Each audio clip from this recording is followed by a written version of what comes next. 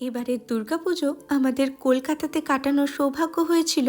আর সেই পুজোয় ষষ্ঠীর দিন আমরা চলে এসেছিলাম নিউ টাউনের পুজো দেখতে।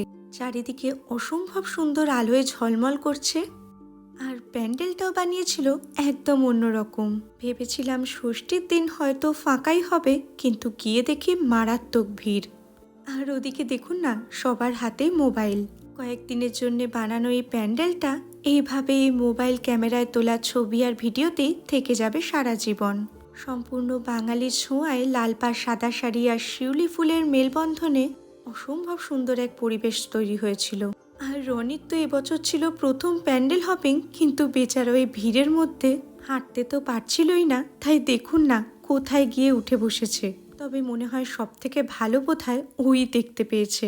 আর এই হচ্ছে এই প্যান্ডেলে মায়ের মূর্তি।